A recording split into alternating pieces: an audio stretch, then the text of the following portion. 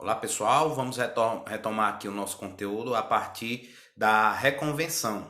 Então, nas aulas anteriores a gente falou sobre contestação, primeira forma de manifestação do réu no processo, de resposta do réu no processo, e também sobre a revelia, que é exatamente a ausência de defesa, a ausência dessa contestação. E para fechar essa tríade das respostas do réu no processo, pelo procedimento comum, a gente vai falar da reconvenção. Que a reconvenção, conforme já conceituamos anteriormente, a reconvenção ela é um contra-ataque do réu. É um contra-ataque do réu ao autor. Como assim? Para a gente compreender a reconvenção, vamos relembrar aqui um pouquinho da ideia da contestação. Qual a ideia da contestação? A contestação ela é uma resistência do réu àquilo que é pedido, que é postulado pelo autor.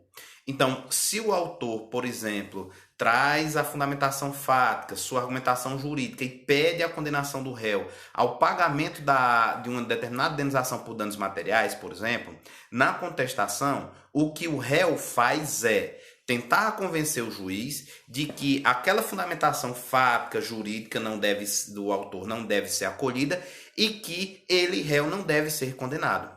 Então, unicamente o pedido, né, assim, a postulação que o réu faz numa contestação é requerer que o juiz não o condene. Essa é a função da contestação. É dizer, olha, tudo que o autor está dizendo não deve ser reconhecido, tudo que o autor quer não deve ser concedido e eu não posso ser condenado. A figura da contestação é exatamente essa, é resistir contra aquilo que o autor pede.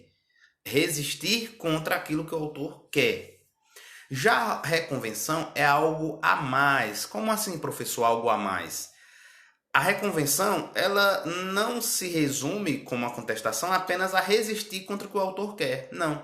Na reconvenção, o réu, ele assume uma função de autor também.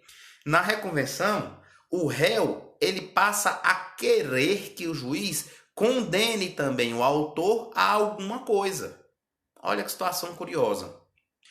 Por isso que se diz que a reconvenção é uma demanda proposta pelo réu em face do autor dentro do mesmo processo. Como assim? É um pedido que o réu vai fazer, é uma postulação que o réu vai fazer contra o autor no mesmo processo. Então imagine um acidente de trânsito, imagine que o autor entra com uma ação indenizatória contra o réu, informando que quem foi responsável pelo acidente foi o réu. E por isso que ele quer uma indenização por R$10.000 pelos danos sofridos, danos materiais sofridos, por exemplo. O réu, na sua defesa, primeiro resiste. Primeiro, na contestação, ele resiste. Não sou responsável pelo acidente, então não devo pagar os 10 mil. Eu não posso ser condenado a pagar os 10 mil, porque não fui eu que ocasionei o acidente. E aí ele resiste contra esse pedido, essa pretensão do autor. Mas nesse mesmo exemplo, o réu ainda quer uma reconvenção, ele vai fazer um contra-ataque. Em que sentido? Olha, aliás, eu não sou responsável, por isso eu não posso ser condenado. E também, quem foi o responsável pelo acidente foi o autor. E ele me provocou danos. Então eu quero que o autor seja condenado a me pagar o meu prejuízo. Enquanto não houver um pedido de reconvenção, gente, o juiz ele fica limitado a apenas aquilo que é pedido pelo autor. Como assim, Jânio? Olha,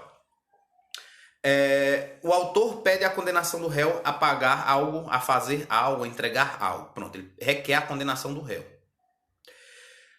O autor, quando inicia o processo, ele tem duas certezas. Quais as certezas? Ou ele ganha, ou ele sai vitorioso.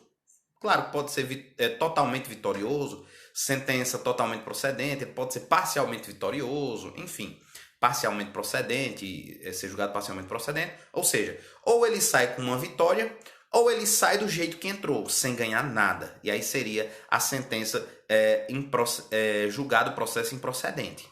Então, duas situações podem acontecer com o autor ao final do processo. Ou ele sai vitorioso, ganhando aquilo que ele quer, ou ele não sai vitorioso e ele sai do processo da mesma forma que entrou. Ou seja, ele não é condenado a alguma coisa, né? Para fazer um pequeno adendo aí nessa minha fala, só tem que... Eu estou analisando aqui do ponto de vista do direito material propriamente dito. É claro que do ponto de vista processual, se o autor deu causa ao processo, iniciou o processo e é derrotado ao final do processo, se ele não consegue a sua vitória ao final do processo, ele vai, além de ter que... as custas que ele já pagou, ele vai perder. Além disso, ele vai ter que pagar os honorários comerciais da parte contrária, processualmente falando. Mas do ponto de vista do direito material em si, duas situações podem acontecer com o autor ao final de um processo. Ou ele sai vitorioso, ele ganha aquilo que ele quer, ou ele não ganha e sai da mesma forma que entrou. Então vamos para essa ação indenizatória. Ele entra com uma ação indenizatória contra o réu. Ou ele sai vitorioso e ganha a indenização que queria, totalmente ou parcialmente, ou, se o juiz julgar improcedente o pedido dele, ele entra da mesma forma, ele sai da mesma forma que entrou no processo, ou seja, não ganha nada. Essa é a ideia. Porém, somente quando há um manejo da reconvenção é que o autor ele pode também vir a ser condenado naquela ação. Então, o réu, na hora de se defender, o réu da mesma forma. Se o réu só se defende, só faz a contestação do processo, duas coisas podem acontecer ao final do processo. Ou ele tem sucesso na defesa dele e com isso ele não é condenado a nada, né? Ou ele não tem sucesso na defesa e ele é condenado a alguma coisa. Ou ele consegue convencer o juiz e sai do processo ileso, sem prejuízo, ou ele não consegue convencer o juiz e ele sai do processo com prejuízo. Então, essa é a ideia. Agora, ele não tem, a princípio, como sair do processo ganhando alguma coisa a mais. Não tem como fazer isso. Ah, Jânio, então imagina uma ação indenizatória. Vamos lá, só para a gente compreender essa reflexão da reconvenção. Então, imagine essa ação indenizatória. O autor entrou com a ação de indenização contra o réu. Então, para o autor, tem dois resultados possíveis, né? Quais são? Ou ele ganha e sai com a indenização no bolso, ou ele não ganha o processo e sai do jeito que entrou, sem ganhar dinheiro. Para o réu, ou ele tem sucesso na defesa dele e ele sai do jeito que entrou, sem prejuízo, ou ele não tem sucesso na defesa e ele sofre um prejuízo. São as duas situações para o réu. Mas e se o réu ele quiser alguma coisa, ele quer sair daquela ação, ele quer sair ao final daquele processo, com um lucro, ele quer sair com algo a mais. Imagine que nesse caso, ele entende que o responsável pelo prejuízo foi o autor, e ele também teve prejuízo, ele quer receber o dinheiro dele de volta, os prejuízos que ele sofreu em virtude daquilo. Olha, se o réu quer algo a mais, se ele quer que o autor seja condenado a ressarci-lo, aí é para isso que existe a reconvenção. A reconvenção, na realidade, ela é um instrumento de economia processual. Por quê? Entendam bem. Acontece o acidente. O indivíduo A, vamos botar um nome aqui, Antônio. Antônio entende que foi Bento que provocou o acidente. Então, Antônio, que teve um prejuízo, quer buscar indenização contra Bento. Porém, imagine que Bento entende que quem provocou o acidente foi o Antônio. E Bento quer uma indenização contra Antônio. Se a gente parar bem para analisar essas duas situações, claro que tem um conflito. Todos dois acham que tem direito à indenização. Quando, na verdade, pode ser que só um deles é quem tem direito. Então, todos dois acreditam que tem um direito. Claro que nessa situação, tanto o Antônio pode entrar com uma ação indenizatória contra Bento, e aí inicia um processo, quanto o Bento pode, paralelamente, entrar com a sua própria ação contra Antônio. E aí temos dois processos entre si independentes, que em virtude de envolver a mesma causa de pedir, ou seja, qual é a causa de pedir? O acidente, a indenização em virtude do acidente. Como os dois têm a mesma causa de pedir, eles têm uma conexão entre si. O que é a conexão? Essa semelhança entre causa de pedir. Em virtude dessa conexão, são dois processos independentes, mas tem uma conexão e que vão ser julgados em conjunto por um só juízo. Então essa é a ideia. Mas só para mostrar a vocês que nesse caso, Antônio entende que tem um direito contra Bento e Bento entende que tem um direito contra Antônio. Os dois podem manejar suas próprias ações, iniciar os seus próprios processos paralelamente, não tem problema nenhum. E se eles fizerem isso, entre esses processos existe uma conexão. E o que é conexão? É quando entre dois processos existe uma mesma causa de pedir ou pedido. Causa de pedir é o mesmo fato. Aqui foi o mesmo fato do mundo, o acidente, que gerou dois processos independentes entre si. Qual a consequência da conexão? Esses dois processos podem ser reunidos para julgamento em conjunto por um só juiz para evitar decisões contraditórias. Ok. Pode ser, porém, que Antônio entrou com ação indenizatória contra Bento. Bento ainda não tinha se manifestado no sentido de entrar com ação. Ele não tinha entrado ainda com ação. E ele foi citado dessa ação movida por Antônio. Quando ele recebe a ação movida por Antônio, ele lê, ele fica abismado. Ele diz, poxa, o cara é o responsável pelo acidente e ainda está me pedindo indenização? Quem quer indenização agora sou eu. Então, ele pode, nesse caso, fazer duas coisas, uma ou outra. Ou ele pode paralelamente mover a sua própria ação, é uma possibilidade. Nesse caso vão ser duas ações independentes, conexas. Ou ele pode, por economia processual, e aí é o mais interessante, ele pode, do mesmo momento em que se defende, no mesmo documento em que se defende, na mesma contestação, ele pode acrescentar o pedido reconvencional, ou seja, ele pode fazer no mesmo documento a reconvenção. E por termo de economia processual, ele vai trazer uma nova demanda, ou seja, uma nova questão, um novo litígio, um novo pedido, em face do autor do processo inicial, dentro do mesmo processo. Isso traz uma economia processual, uma facilidade para que ele possa atingir os seus interesses. Em vez dele entrar com nova ação, ele faz simplesmente, dentro do mesmo processo em que ele já está sendo processado, ele faz esse pedido de reconvenção. Então, a ideia da reconvenção, é esse princípio básico através do qual se desenvolve a reconvenção. O artigo 343, ele diz, na contestação é lícito ao réu propor reconvenção para manifestar pretensão própria, ou seja, o interesse próprio, conexa com a ação principal ou com fundamento de defesa. Vejam que o exemplo que eu falei para vocês foi exatamente uma situação onde há uma conexão, ou seja, houve uma identidade nas causas de pedir ou no pedido. Nesse caso, houve uma identidade da causa de pedir. Qual foi a causa de pedir? O fato. O fato foi o acidente de carro. Então era o mesmo acidente de carro, que gerou a ação indenizatória promovida por Antônio e que Bento, no momento de sua resposta, no momento de sua contestação, ele quis pedir também indenização pelos mesmos fatos.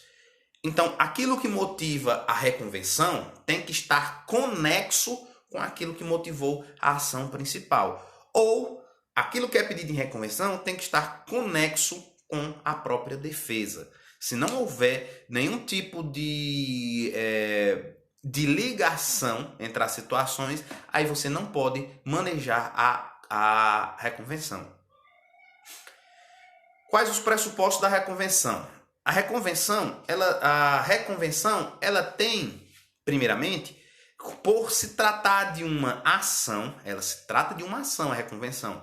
É uma ação promovida pelo réu, aqui vai ser chamado de reconvinte, uma ação movida pelo réu, reconvinte, nos próprios autos da ação principal movida pelo autor, aqui chamado reconvindo.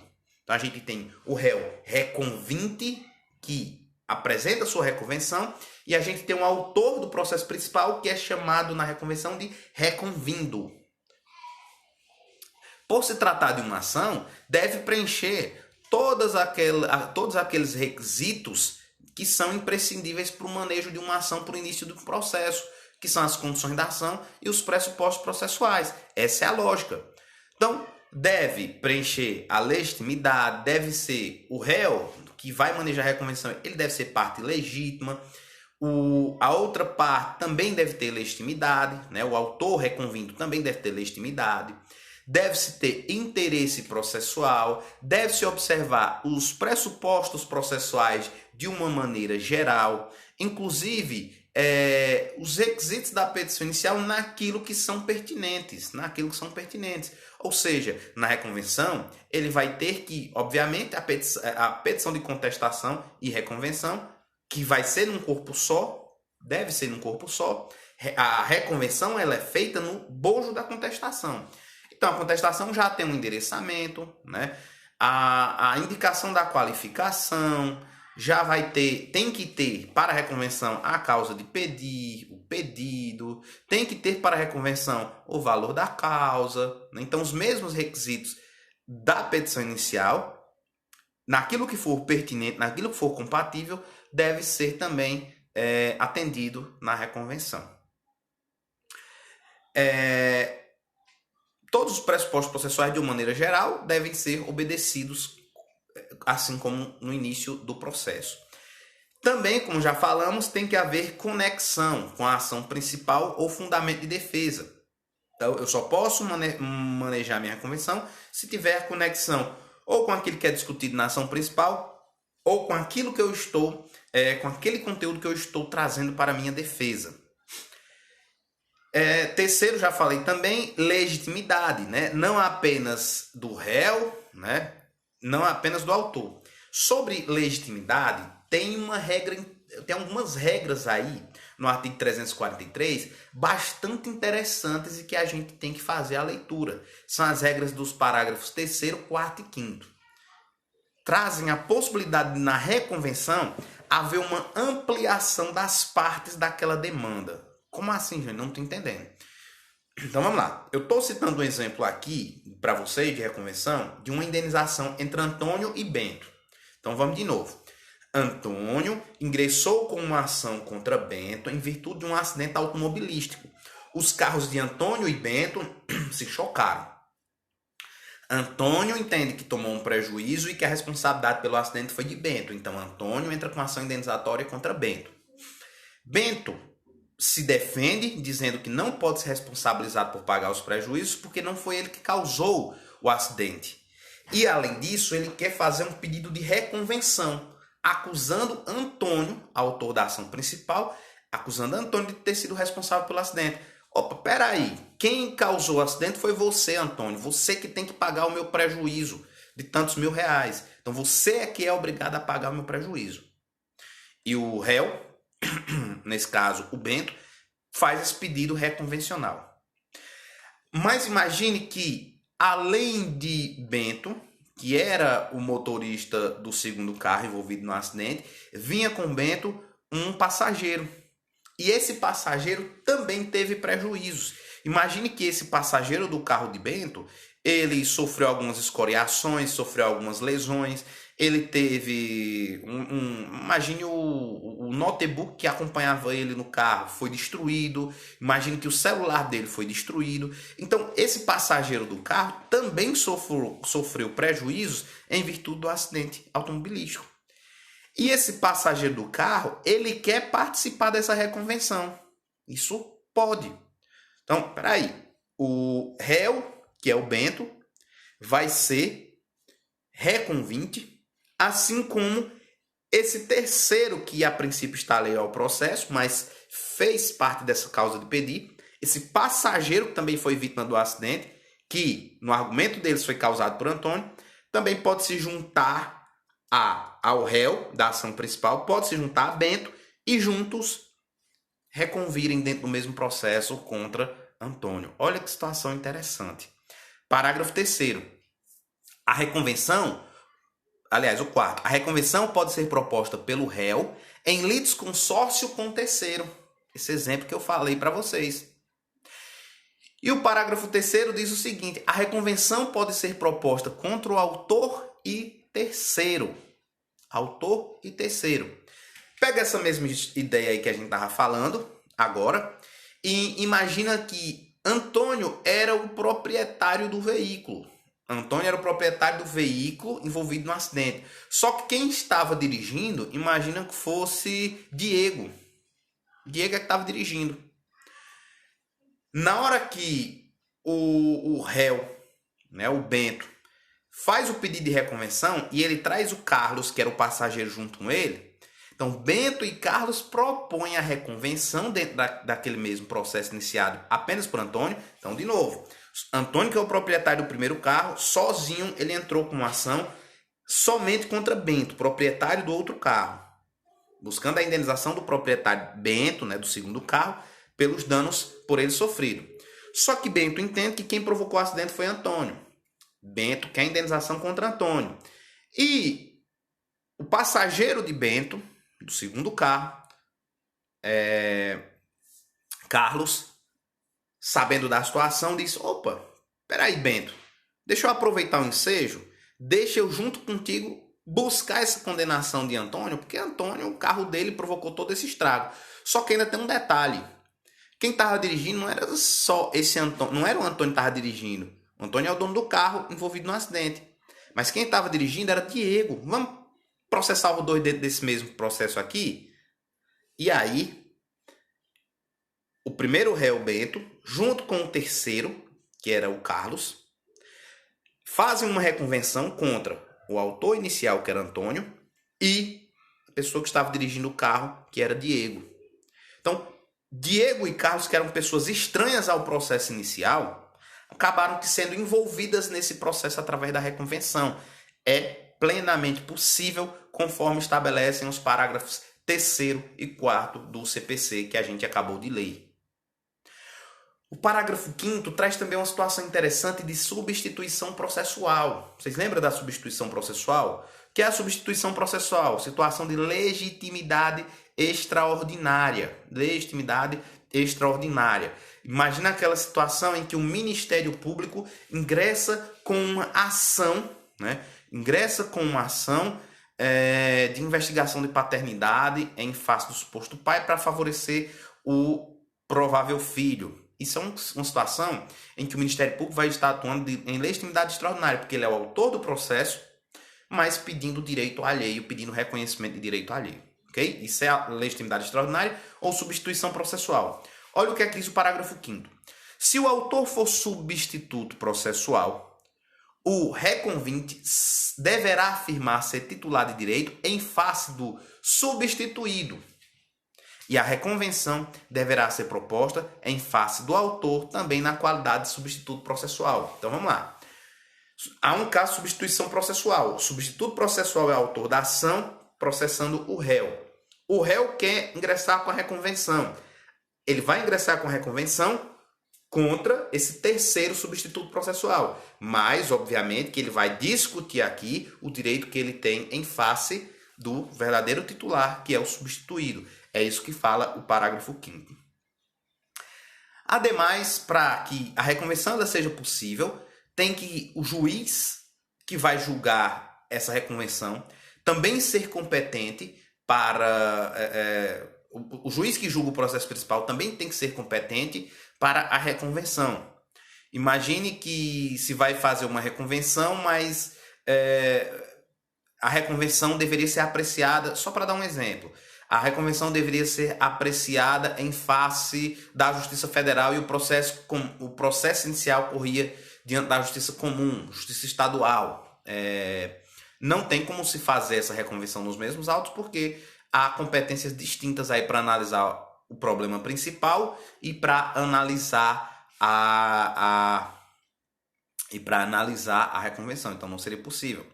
E por fim, tem que ser pelo mesmo rito do procedimento comum. Para a gente finalizar, a gente vai falar sobre o procedimento em si da reconvenção. A reconvenção, inicialmente, ela pode ser proposta no próprio documento de defesa, ou seja, na própria contestação. Antes do novo CPC, por se tratar de uma nova ação, o código ele estabelecia que em um documento deveria ser a contestação, em outro documento deveria ser a reconvenção, que seria uma nova petição inicial. No novo CPC, por questões de celeridade processual, economia processual, num único documento o réu pode fazer a sua contestação e lá também fazer a reconvenção, como um tópico a mais dentro daquele documento. Artigo 343 diz: Na contestação, é lícito ao réu propor reconvenção para manifestar pretensão própria conexa com a ação principal ou com fundamento de defesa. No início, ó, na contestação. O parágrafo 6º, porém, diz que mesmo que o réu não se defenda, mesmo que o réu fique revel, pode, mesmo assim, promover a sua reconvenção. Ou seja, a reconvenção, apesar de poder ser proposta dentro da contestação, ela é independente. Em que sentido? O réu pode só contestar, o réu pode contestar e reconvir quando fizer isso, faz num único documento, ou o réu pode só fazer a reconvenção. Nesse caso, ele fica revel em relação à defesa, mas ele faz a sua reconvenção, não tem problema nenhum. Parágrafo 6º. O réu pode propor reconvenção independentemente de oferecer contestação. Proposta a reconvenção pelo réu reconvinte. E agora, o que é que acontece? Intimação do autor para que ele possa se defender. Proposta a reconvenção, o autor será intimado na pessoa de seu advogado, ele tem advogado no processo, o próprio advogado é intimado, para apresentar resposta no prazo de 15 dias. Após essa resposta, se houver a necessidade, né, se houve defesas indiretas por esse autor reconvindo, se houve defesas processuais pelo autor reconvindo, será dado ao réu reconvinte a possibilidade de réplica. Depois disso, segue o procedimento comum, inclusive a ação e a reconvenção, que tramitam nos mesmos autos, que seguirão o mesmo procedimento, terão uma única audiência, se for o caso, para produzir as provas orais, serão julgados em conjuntos. Né? O juiz primeiro julga a ação, depois julga a reconvenção, de uma maneira conjunta, numa única sentença.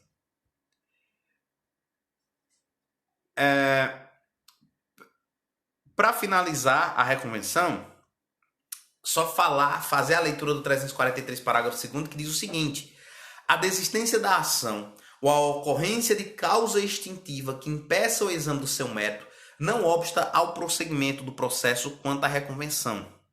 Se o autor, porventura, após a reconvenção, desistir da ação principal, a ação principal pode ser extinta se houver a concordância do réu, porém, a reconvenção, ela continua.